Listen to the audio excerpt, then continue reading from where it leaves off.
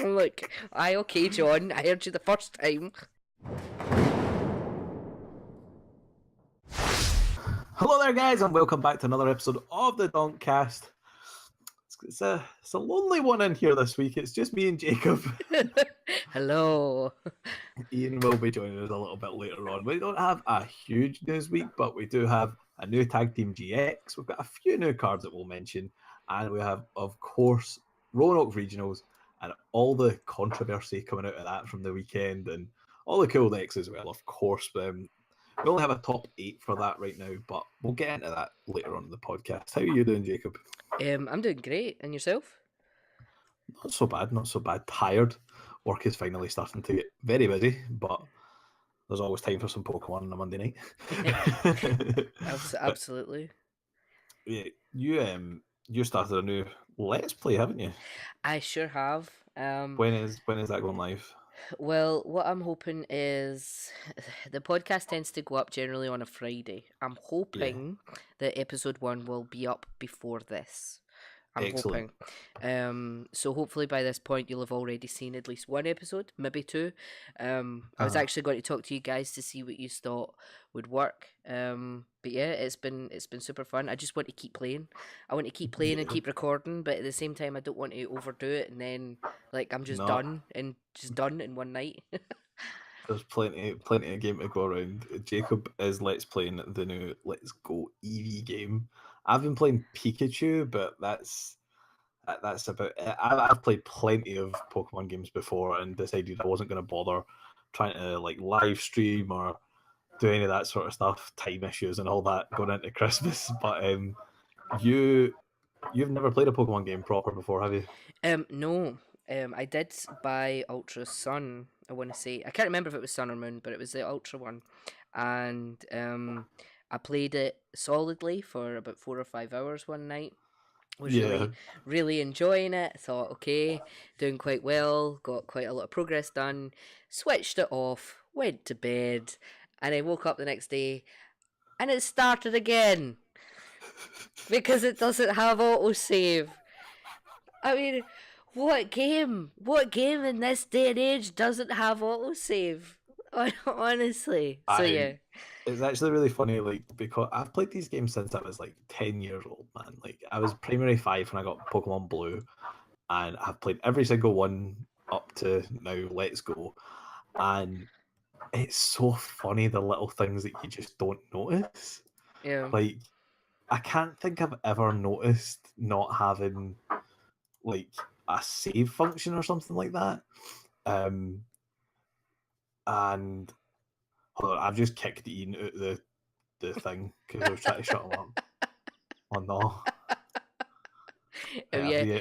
have you blocked him or just kicked him out the No, I thing? kicked him, but I actually kicked him completely right out the whole thing. I wasn't expecting that. Sorry, Ian.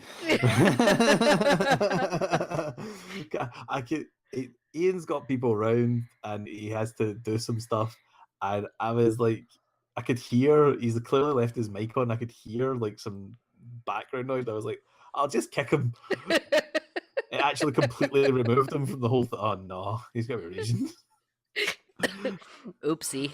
Oops. But yeah, as I was saying, I think it's kind of funny how like they don't have like autosave. I've never really noticed that because back when the game originally came out, every game you had to press Yeah, start and manually. save. See to be It's fair, weird. see if it was a slightly older game that I had got, I probably Yeah, would have assumed that you needed to manually save it. But yeah, considering it was the most recent at the time, it was the most recent Pokemon yes. game, I honestly thought, you know what, it'll autosave it.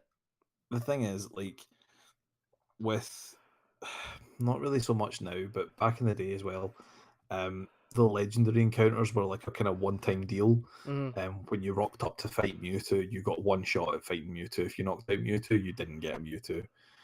Some of the games now kinda get around that. They let you catch the Pokemon in other ways. Maybe it respawns after you beat the Elite Four or something like that, or you can go back later on and you get another chance to fight the legendary. But like it was always advised to just save first. So you would save first, and then if you were unsuccessful in catching your Pokemon, you just restarted the game and tried again. right, okay. Um, So that's why there is that feature, and it's also been used by like shiny hunters.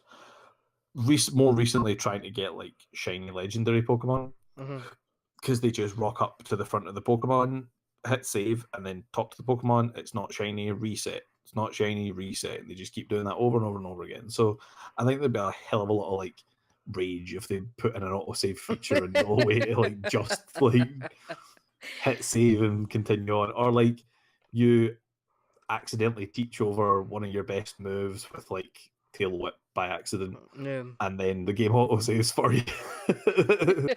So there's plenty of reasons against it. I mean, surely they could have some sort of backup, like, oh, you've just beat a gym, you probably want to save it. Here's Yeah, a like here's something. a here's an autosave that doesn't erase your full save. Do you know what I mean? But like, yeah, Like yeah, even I would just like you said, like a backup save, not a multiple necessarily. save file type deal. Yeah, Yeah, so like you don't necessarily. It's not like a master save. It's just a here's a checkpoint if you like. yeah. But yeah, I think it was stupid. If I had, I do mention it in the let's play, but I'm too impatient. So like, see when it comes up with all the writing, normally I just skip through all that. I don't read it. I just play. Nah. So it probably did say to me, "Remember and save the bloody game." And of Do course, you I know what? didn't read that. It And probably didn't, because Pokemon's got this thing where it doesn't really like to break the immersion. So like it'll say something like, not in this game, but in the old games, you used to have to hold B to run, and it was really really weird when you're like, whoever gave you the shoes that enabled you to run, they'd be like, oh, here, have these running shoes, they'll help you run, just press B to do this. And it was like, huh? Like, but like they really don't like doing it. It's very seldom they'll say something like press B or press start. Do you know what I mean? They won't. They just don't do it. right, So okay. it's kind of funny. Like, but yeah, the other thing you were saying that is like, oh, so do the Pokemon do they just evolve over time? And I was like, what? They level up? Like, come on, you know this. But it's like, you don't need to level them up to evolve them in Yeah, TCGs. exactly. So like, I'm learning all this from the start, essentially. It's bizarre. Like, I No, just figure like everybody knows this stuff. no. But a little spoiler for you. It won't necessarily be a spoiler for our viewers, but slight spoiler for you. I have actually named you my rival.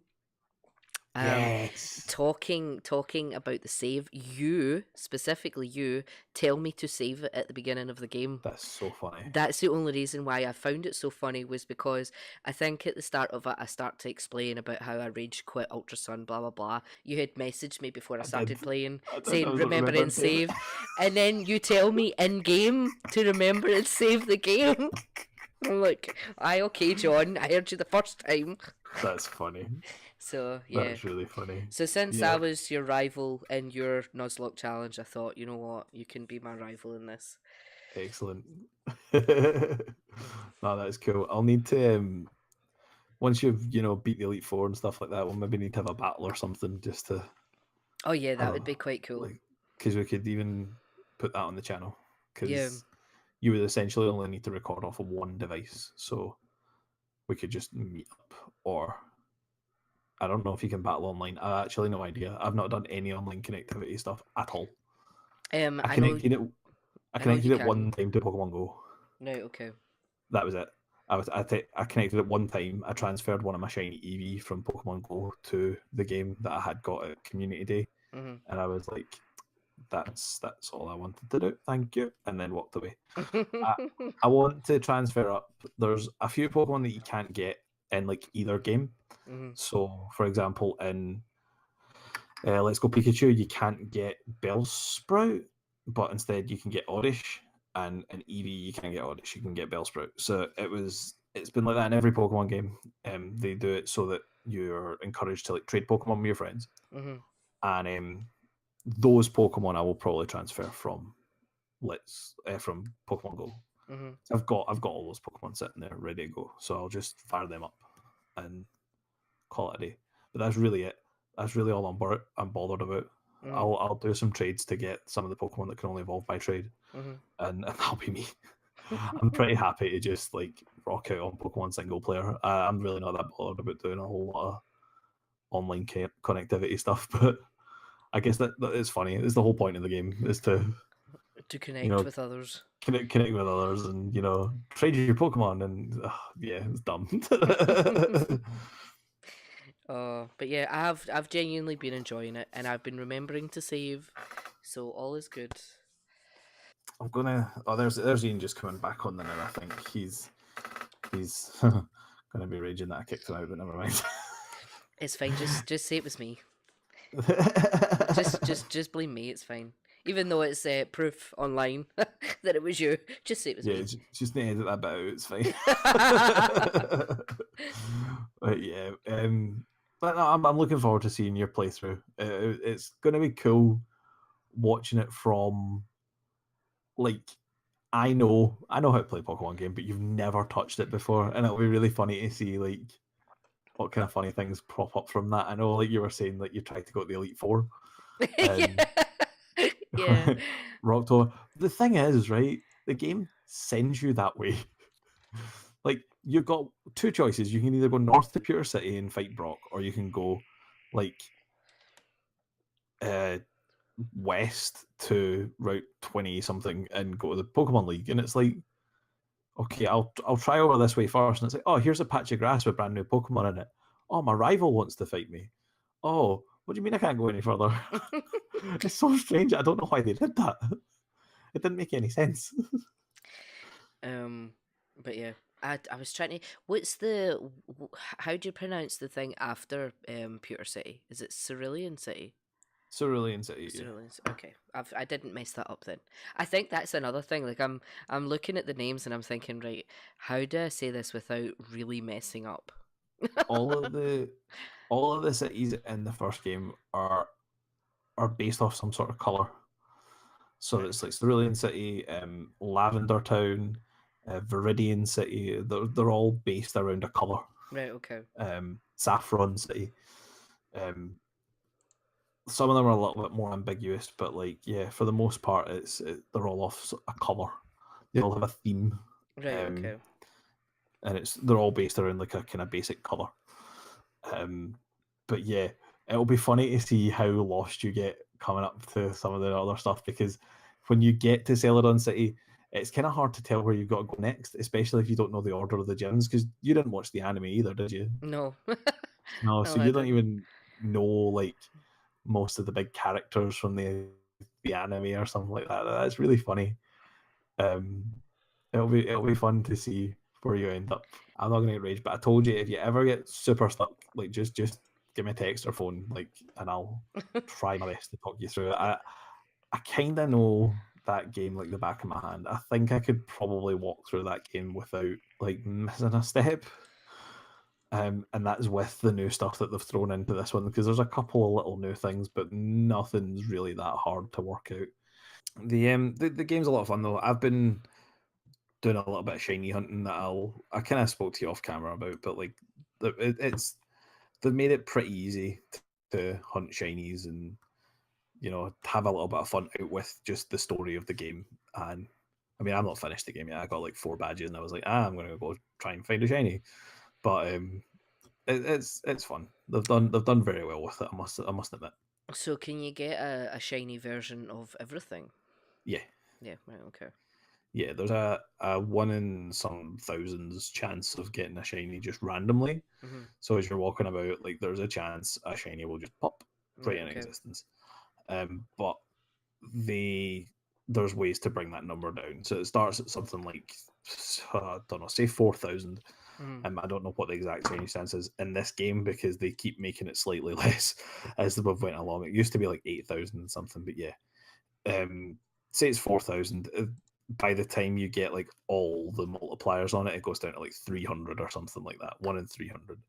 So they've made it fairly easy to get a shiny, but it's still a lot of fun. Like you need a lot of patience for it, but I find it really relaxing. I really enjoy doing it. But yeah, So when you're playing, do you play with obviously the motion controls or do you play handheld? I've been playing it handheld, but when I first picked it up, I did try the motion controls, but motion controls kind of annoy me. So I've been just playing a bit of handheld, and that frees up the TV to put some music on or something like that. I've been putting YouTube on and just having some music playing in the background while I've been waiting for my Cubone for a week. But yeah, anyway, like we should probably move on from this, TCG podcast, and we're spend a good 20 minutes talking about the Pokemon games. Interestingly enough, though, if you guys are playing the Pokemon games, please leave us a comment down below. Tell us how you're finding it, because I'm a fairly seasoned player when it comes to anything in Pokemon, and I'm loving it. So I'd like to see if it was just me or if everyone's kind of in the same boat. Whereas Jacob's brand new to Pokemon and is also enjoying it. So I think they've done very well with this game, and it would be nice to see if anybody else feels the same. Moving on to some pretty exciting news, actually. We've got a few new cards released. The first one I'm going to bring up is the new Zapdos card it was released in Korokoro, and I hadn't heard about this. Ian actually mentioned it to me last week when we all met up, and says, "Have you seen the new Zapdos card? It looks busted." And I was like, "What's it do?" And he was like, "Says it's basically better than Volcanion, old baby Volcanion." And I was like, "Okay, go on then." Double colorless energy, Hurricane Call. Flip 4 coins for each heads. Search your deck for lightning energy and attach it to one of your Pokemon GX or EX. Dude, that's really good. It's very specific though. Like, why just Pokemon GX and EX? Why not just any Pokemon? Well, for a start, that is GX support. It's a basic Pokemon that's supporting GX for a change, because normally it's a basic Pokemon that does like triple damage to GX Pokemon or something crazy like that. But I don't know, man. Like, maybe it's just like I don't know. I can't see why not.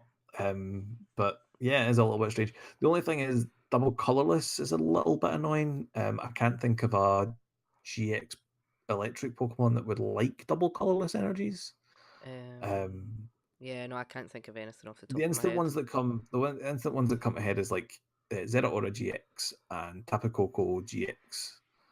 Um, I'm trying to think of other lightning type GX. We've not really got that many, do we? No, not decent ones anyway. Just pull out my folder. It's sitting right next to me.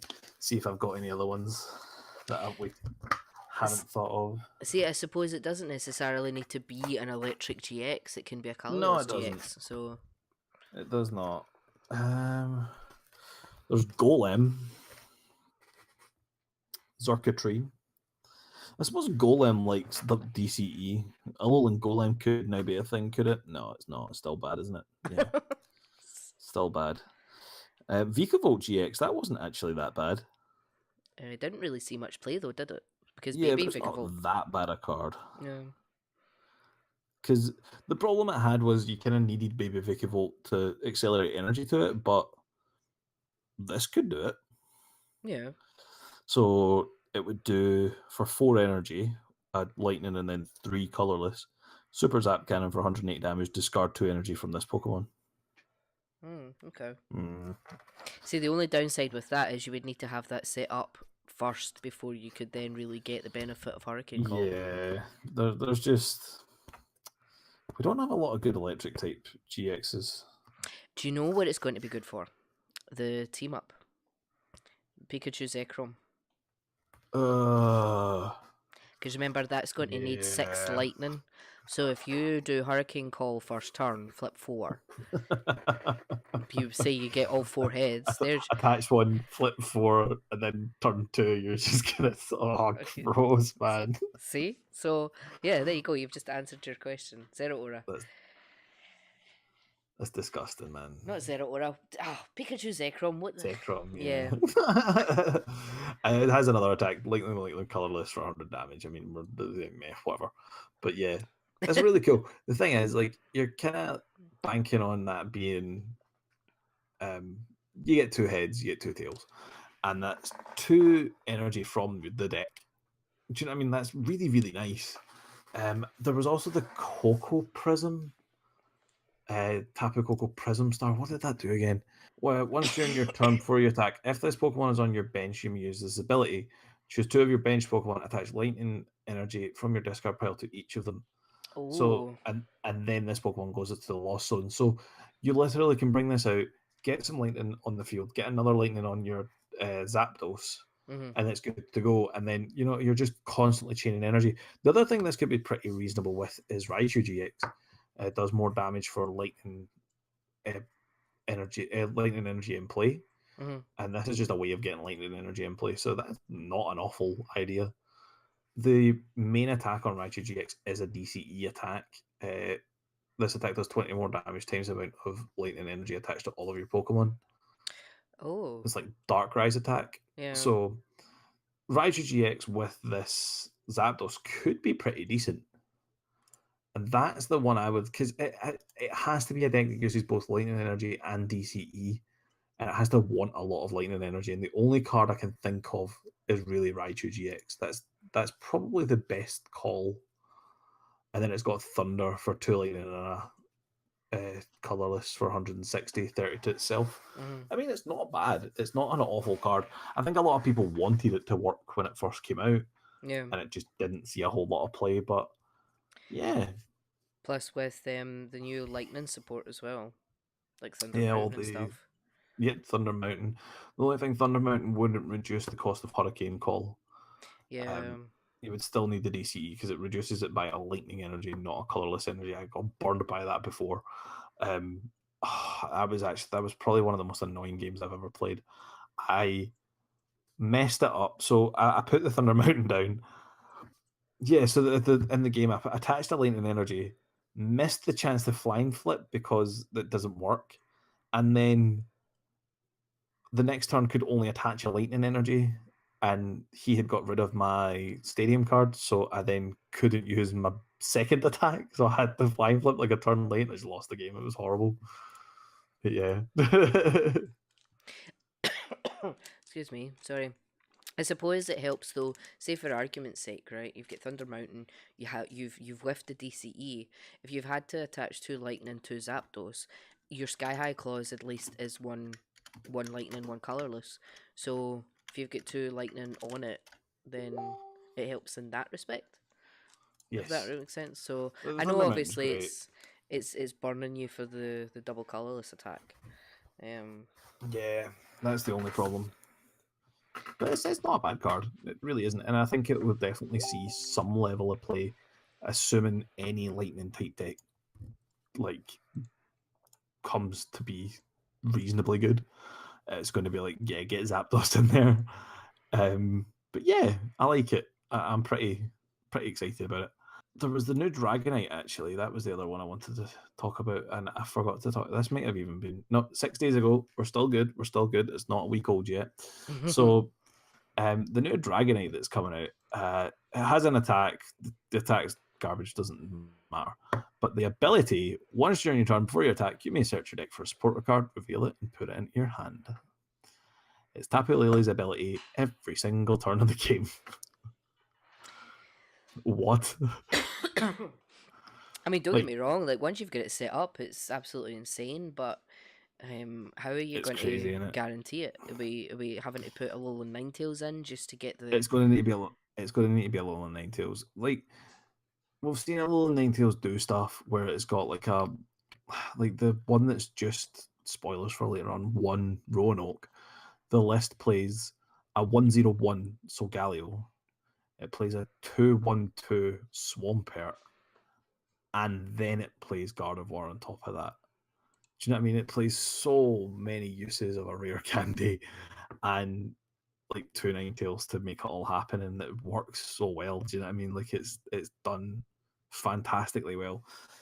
The issues I see with this, I was talking it out to some people at League last week, and they were like, "Oh, the new Dragonite looks great." And I was like, "Yeah, it does look good, but it's got major issues. The issues being turn one, you're going to want to basically you want to play Dragonite to stop playing Lele, right?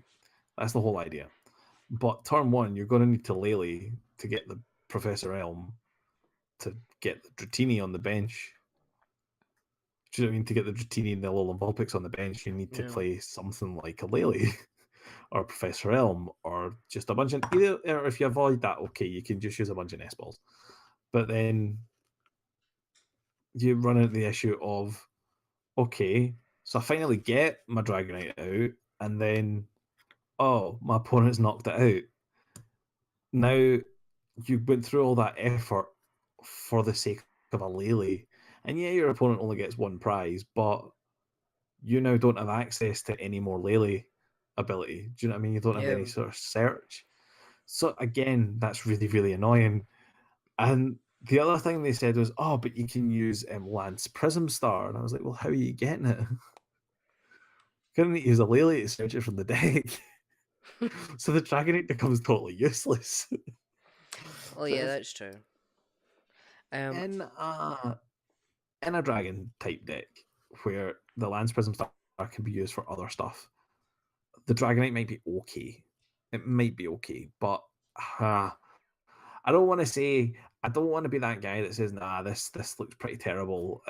Like all things considered, and then it ends up like being the most busted rare hollow card ever, and I need to like pay 60 quid to get one or something daft like that. But like, I don't think it looks that great. It's Layla's ability, yeah, and it's every turn, which is fantastic, but it's on a stage too. yeah, on paper it is amazing, but in reality, is it going to work as well as people are hoping? Because you're Yeah, already using a bench space for your Ninetales. You're already using a bench space for this. So you've now only got 3 bench space. 2 if your yeah. opponent uses Sudowoodo, the roadblock one. So What are you attacking with? yeah, you're already limiting yourself so much, and you're putting so much in your deck to support your setup. But then, like you said, if it gets knocked out, what then? Do you know what I I mean? don't know, It's man. I really don't know. It's such a shame. somebody It's will such a break it. shame. You know it. You know It's so yourself. close. Somebody It's will so break it. close, man. It's so close to being good, but never mind. Never mind.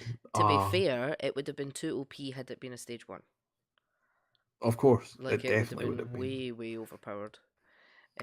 So Definitely. maybe it is a If you case could set of that up with Battle Prism, it would be too much. yeah, like maybe it is a case of okay, you've worked hard to get this. Here, have your reward. Have a supporter every turn. Do you know what I mean? Yeah. So, we'll see. I could see it if Dragonite GX ends up being good. If some mad card comes out that says, "Oh, Dragonite GX is broken now," that would probably get played in a Dragonite deck because you're doing all the stuff for that anyway, and it's Yeah. just nice to have. But actually, there was I was going to say there's a tag team GX being revealed, but there's actually been two revealed this week. We did get the ultimate GX revealed. The Magic Carp Wailord GX was revealed last Thursday, I think it was, which we spoke last week on the podcast about how stall decks were just boring. We were tired of them. We didn't want to see them anymore. And then Pokemon decides it's a great idea. Let's just drop a 300 HP basic Pokemon. Yeah, okay, you can take 3 prizes off of it and you can knock it out with a first impression with a choice band, but 300 HP basic Pokemon. What? And then, I mean, his attacks are pretty terrible.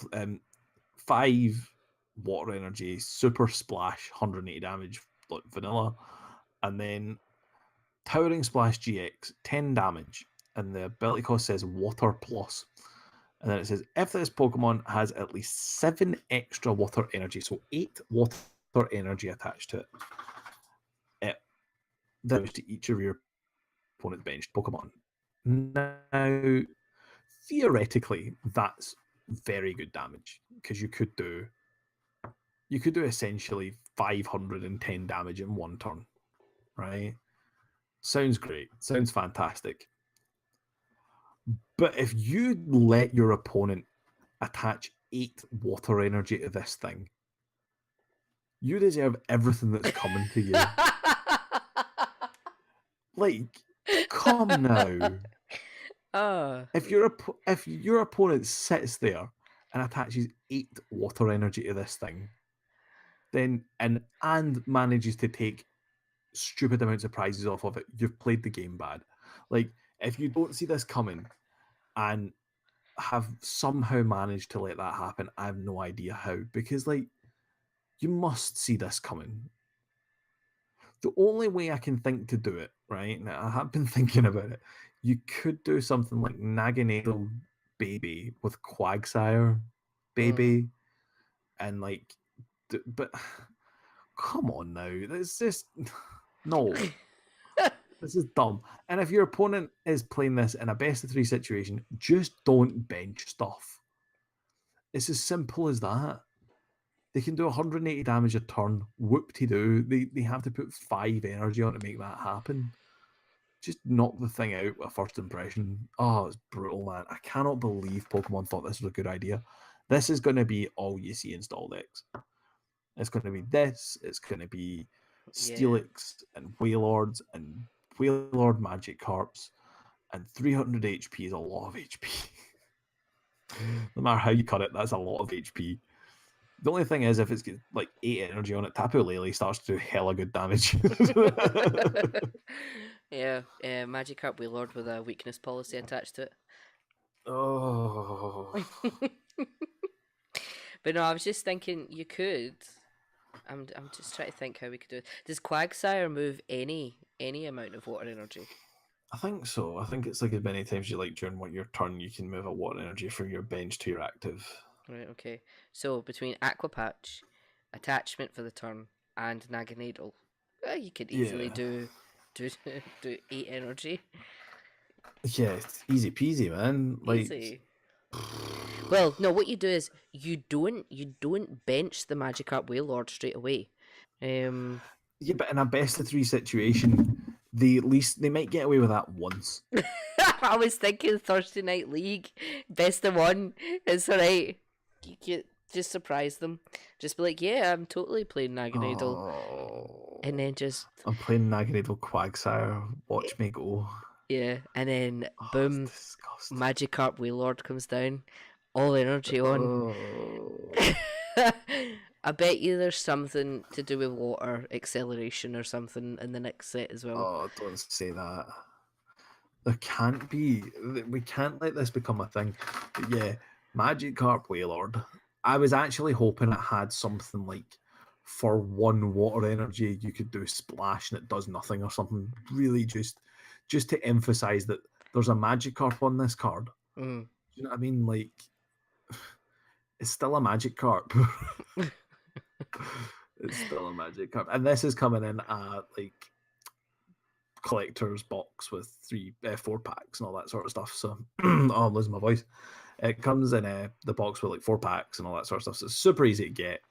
And oh god, I can't believe they did this. Can't believe they've did this to me. But yeah, Magikarp Wailord, that's a thing. I was kind of stalling. I was hoping that Ian would be able to stay around for this one, but it doesn't look as if he's going to make it on. We're going to go ahead with the big reveal. It came out like a few hours ago. Venusaur Celebi tag team has been revealed, and it's looking pretty good. We have English scans on Pokebeach as well. And first of all, the card art looks amazing. I'm actually really, really happy with it. It looks really, really cool. And it's not a bad one. It's not a bad one at all. Pollen Hazard, Grass Double Colorless, 50 damage. Your opponent's Pokemon is now burned, confused, and poisoned. So it's a guaranteed 80 damage, assuming you're allowed to use all of those like status conditions. Your opponent's confused, burned, and poisoned, so it's 80 damage guaranteed. Come back to your turn. There's a chance it could be like 110, 140.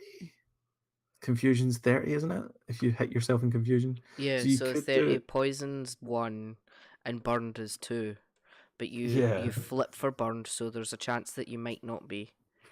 Yeah. So assuming you got everything off, you could be 140 damage in just from its like first attack, which is freaking awesome. That's really, really cool. Grass, double colorless, solar beam 150, vanilla, doesn't do anything else. And then then Evergreen GX. Here we go. Grass double colorless is the base cost for 180 damage. Heal all damage from this Pokemon. Remember that stall we were talking about? Heal all damage from this Pokemon. If this Pokemon has at least one extra grass energy attached to it, and in addition to its attack cost, shuffle all cards from your discard pile into your deck. It's Lysander's trump card on a GX, and that card was banned. So, yeah, you can only do it once a game, but the strength is still there. We talked a little bit off camera about playing this with something like Vikavolt, or Shining the Shining Legends Venusaur. Basically, you would set up something like a Vikavolt, for example, get all the energy onto it, and then shuffle all the stuff back into your deck, and suddenly you've got the chance to use more Vikavolts, and all the stuff that you used to set up that Vikavolt is still there, and that could be really, really cool. That it could be a really, really good deck, and basing it around this Evergreen GX, you take a knockout, you heal all the damage from you, and you get to reuse every card in your deck. So if you burn through it with stuff like acrobikes and like really destructive cards, like really ruin like all of your deck, play out everything you can, get all the energy onto them nice and quick using multiple Vikavolt, and then do it all again. Play your enhanced hammers, play your crushing hammers, do all that sort of stuff, and then do it all again. It's going to be so nasty. And oh, by the way, it also has 270 HP. I'm done with this game. How long do we think it'll take to get this banned? I don't think this will get banned. I think it's, with all the other tag teams that are going around, it's fairly balanced. The fact that Evergreen GX is busted, don't get me wrong, it's a really, really busted GX attack. Even if it is 5 energy, I'm still calling it busted. However, you can only use it once. No, yeah, okay, that's true. You can only use it once, which makes it absolutely fine. Something like a Blacephalon one-hit KOs this thing with really no issue. It discards 3 energy, does 150 damage, weakness, takes a knockout. Yeah. Like, this isn't that bad. We also got our English scan of the EV Snorlax, which is... We talked about this card already. You know, Jacob's excited about it. But the attack is called Dump Truck Press, which I thought was freaking awesome. And that's 120 damage, 140 if it's an 240 if it's an evolution, which is pretty busted. But yeah, Celebi Venusaur with Vikavolt, I'm calling it, man. That could be pretty good. I like Vikavolt with it more because Vikavolt actually has a really good attack. And then you can still use something like a double colorless energy with it as well. Oh no, you wouldn't want to use double colorless energy with it. You would still want to. Nah, you wouldn't want to use double colorless energy with it. The colorless is the electric energy that you would use. So, nah, you wouldn't want to use double colorless, but still, really, really good with Vikavolt. Vikavolt's got good attacks. You could even use electro powers with it and have Vikavolt be your main attacker with electro power that's doing like 180 damage. Which I like. I like that because 150 discard all the energy. But I mean, do you really care about discarding all the energy if you can just Evergreen GX later on in the game? Oh, yeah, that's true. I like this. And you could play it with stuff like Alolan Vulpix and Ninetales GX to get your rare candies out. So it could be like Celebi Venusaur, maybe a one of, and then 4 Vikavolts, 2 Ninetales. Use the Ninetales to set up the Vikavolts. And then the Vikavolts will in turn set up the Celebi Venusaur for later on in the game. It could be really busted. I like it. I like the idea of it. You do take 3 prizes, obviously, for knocking this thing out, but at this point, I don't think you're really going to bother. This thing's going to take a whole lot more than 3 prizes, so I like it. They've done well with that. But yeah, that was about all the news I had. I did have Roanoke discussion as well, which we'll quickly talk about. Not a whole lot of decks for Roanoke. At the moment of reading good old Limitless TCG, There's only 8 decks been posted. I'm very, very excited about the decks, but there was one other thing I wanted to talk about before we got into that. Did you hear about the dude that it was the guy from Rare Candy submitted the wrong deck list? I don't think it was that he submitted the wrong one. He had submitted one and then submitted a different one days Yeah, before, and it didn't go through. So yeah. played the deck the recent He deck list, thought he had submitted. yeah, Yeah. and then it got found like what round 5 or round 6, so got told to swap his Oh, deck. he was allowed to keep playing. I was like, what? He got a game loss, which, yeah. But, like, he was playing a 60, completely 60 cards different deck. Like, what? I think he went from playing Blacephalon to playing Alolan Executor. No, it was a No, he was playing Sceptile. Sceptile, and he went from playing Yeah, Sceptile to playing Blacephalon. But the thing is, yeah. if he can prove that he tried to upload the new deck list, then that's not really his fault. Do you know what I mean? No, but So, surely he at that point, if he can prove that he tried to upload the other one that didn't go through or something like that, surely at that point he should still play the deck that he's been playing all day. Like, he's not um, playing an illegal deck. Do you know what I mean? Like, I don't.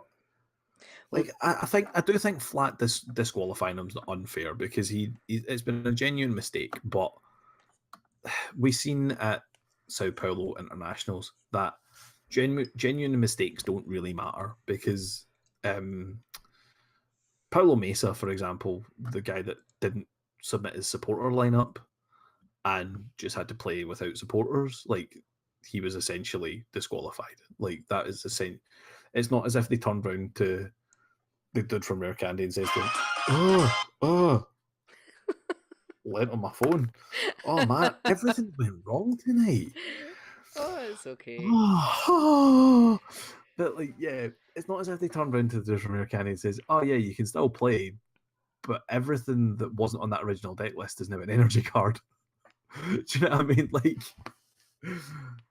I don't get it. I don't get how he was allowed to just change his deck list. That's bizarre to me. So, surely Um, if he's played the first like 4 or 5 rounds with Sceptile, just leave him with Sceptile, and you know, don't draw too much attention to it. Do you know what I mean? Like, oh yeah, we see you did actually do that. Just resubmit another one for us and call it a day. Like, fair enough. Like, because he's clearly not trying to get one over on anyone. yeah. But like, See, I don't know where I would stand with that. I think I would be on the fence because I can see arguments for and arguments against. yeah, definitely. In my opinion, he should be playing the deck that applies to the deck list that was submitted at the start of the tournament, which, in all fairness, was Blacephalon. Okay, he didn't Yeah, realize that, but that is to be the legal deck list. So technically, him playing Sceptile makes it illegal. yeah. So I don't know. He did get a game loss. I don't know. Do we know how he finished? I think he ID'd to guarantee top 64 points or something like that. So he did well. Um, I think he finished top 64, but it was like he had no chance of getting like top 32 or anything like that. So he ID'd to guarantee he would get the top 64. yeah. So he's done well. He's taken prize money probably, Oh, and he's actually, I've just came across one of his posts actually. Um, as requested by some of the community, this is the Sceptile GX deck I played for the first half of day one. Full tournament report to be posted on our channel this week. okay. Um, That we so want to watch. So even though I was issued a loss for round 5 of day 1, still grateful I was able to press on with the tournament. Feel free to ask any questions if you're curious about the deck or the situation. Okay, so somebody asks, how do you feel about the situation and how was it handled in general? There seems to be a general consensus that it was ruled correctly by strictly going with the legal approach, though many people advocate that a disqualification should have been issued due to the advantage that may have been gained. How would you feel? How would you have felt if you had decided to disqualify you? Just generally curious, as it seems to be as a my own fault scenario. And he Yeah. replies with, I'd argue to those people that there is no way I could have gained any advantage unless I had prior knowledge to what each of my opponents were going to play. My penalty was actually escalated due to how severe the difference between um, my deck and the list were, but it seems the judges were correct in the ruling. However, I wish there had been a scenario that existed that allowed me to continue playing Sceptile the entire day. That is the only Yeah. thing I wish had happened. So even he wanted to continue playing Sceptile. I think that would have been the right way to do it, but as he says, like, he was just happy to continue playing it, and I think that is probably the way you should feel, because like, I've nothing against the guy. I think I actually really like the Rare Candy channel, and like, it would be really sucky if he didn't get to play. Mm-hmm. But just want to get that in there. But I do think he probably should have been disqualified. Um, it's one of those situations where this person I don't believe was cheating, right? But if we said something like a real cheater came into this with two Blacephalon lists. Mm-hmm. The first one had text to beat decks A, B, and C, and the other one had text to beat D, E, and F, right? Yeah. And he was switching between the two and taking advantage of the situation Mm-hmm. because the decks look the same. And then you get to the point where he gets deck checked and he's like, oh, I tried to submit that other list. He's already won, two, three best of scenarios or whatever Mm-hmm. because he's cheated. And yeah, I just don't think it's obviously not the same situation, but Yeah. I do think it would have been, it's something that could be exploited in the future. Yeah. And I think that at that point they should have went, look, this really sucks, but we either disqualify him or we keep him playing the deck that he's been playing all day.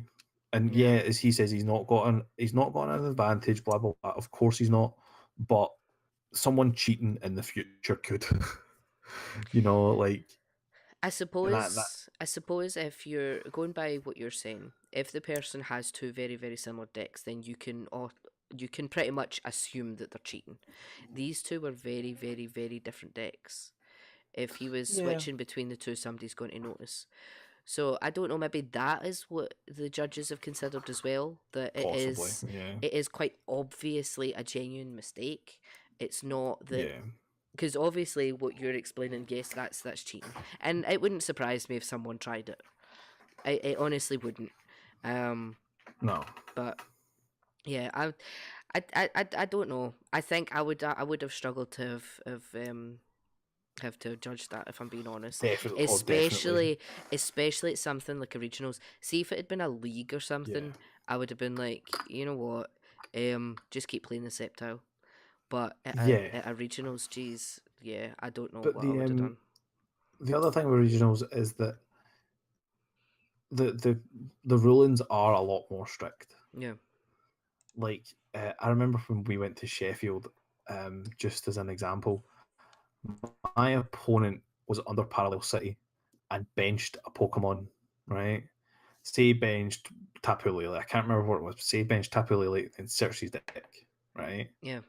And I was like, dude, you've benched a fourth Pokemon under Parallel City. And he was like, oh, and we got the judge. The judge gave him a prize penalty, right? Mm. It was either, I think it was at that point, it was still just two prize penalties, like, across the board.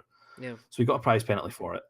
But then I got a warning because I didn't notice that he had benched an additional Pokemon under my stadium. No. Okay. I was like, what? Really? Now, fair enough. Like, I get that. But, like, I was expected to have been paying attention, sort of thing. And I was. But my opponent benched the Pokemon. I didn't. Do you know what I mean? That was his turn. He literally benched Lele and picked up his deck. Do you know what I mean? Like, it happened within, like, second. Do you know what I mean? It was pretty quick. I'm pretty sure it was a Lele. It was something that involved searching the deck. Mm-hmm. So chances are it was Tapu Lele. But it was like, okay, fair enough. So I got a warning for that. He got a prize penalty because I think something similar had happened throughout the day or something along those lines. Like, I think he got a warning for stalling or something like that, like taking too long with his turn. Mm-hmm. Maybe not stalling as such, but taking too long with his turn timer penalty. So because he'd already received a penalty, he got like a prize penalty at that point. It was bizarre. But I Yeah. was like, I got a warning? Really? What did I do? At Maybe, this point, I'd already lost like 2 games, so I wasn't really caring, but I was like, okay, whatever. I guess maybe the judge Yeah. thought maybe it took you a bit longer to realise like it had happened. Obviously, you're saying you noticed it pretty quickly, but he reacted quickly to it. Whereas obviously, Yeah. if the judge thinks that you've let him search his deck, then you've sat and watched him. To try and like escalate it, sort of thing. Yeah, I Yeah. don't know, but I was like, okay, fair enough. I was a bit doe-eyed that day because it was like my first regionals and all that, but yeah, whatever. Anyway, getting back onto it because I know we've been here for a little while. Roanoke regionals obviously happened this week. We have the top 8. There is no Zoroark control in the top 8, so that's an instant win. And the winning deck was Ninetales, Swampert, and Gardevoir. My fairy princesses are back, and I'm super, super happy to see Alolan Ninetales GX in the top spot, and he's also in the 3rd spot and in the 4th spot with Decidueye, which just makes me even more happy because I bought them nice and cheap, and now the price is going to shoot right up. But yeah, really, really ecstatic to see that. We're not going to dive too deep into the list. The Jimmy Pendarvis managed to take the win at Roanoke, his 2nd regionals win this season. His first one as a standard tournament. The first one he won was the first one he won was an expanded tournament. This one's standard. Absolutely nuts, man. This player is unbelievable. I think he's ranked 2nd in the US right now, just behind Daniel Altavilla. So yeah, he's doing well, and he won basically a very similar list to the list Robin Schultz played at the Brazilian internationals, and I've got it built for Thursday. Like, so we'll see it in action on Thursday. But yeah, super super excited about that. Blacephalon takes 2nd place. No surprise there. Blacephalon has been touted as best deck in format. 3rd and 4th went to Zoroark and Decidueye with the Alolan Ninetales. Really nice to see that. And then the one that I'm super happy about is that 6th place. It was Lost March, and that's made my week, to be very honest. Is that Lost March has finally seen the wins it deserves. Somebody's actually managed to build a decent Lost March list. I'm ecstatic, man. I can't wait for Sven to get the promos in, because Jump Luff is a league promo, and I want 4. So whenever Sven's got them, I'm going to be there with my little cards. Just Sven, 4 please, thank you. Any online codes, thank you. There's a reason you've been saving your stamps. Yeah, in fairness, I could just wait for 4 weeks and get them all, but no, I want to play it. I want to play it now. I did read someone sort of reviewing the deck list, I feel like, and they said Yeah. that if it gets going, it gets going good, and if you Yeah. just if it doesn't get going, then just tough luck essentially. Yes. Which I suppose is Well, the that's same stage 2 as problems at the end of the day, isn't it? yeah, same as any deck. But the Yeah. fact that it did get top top 6, was it? Yeah, it got It was 6th. 6th place, yeah. I know Ian had said that he was worried about the longevity of it. Like, yeah, it hits Yeah. heavy numbers, but does it continue to hit heavy numbers? Yeah. Which it obviously does. Clearly it does. It went 9-0 day 1. I don't know if it was that exact list, but there was a Lost March deck went 9-0 day 1. So definitely a good deck.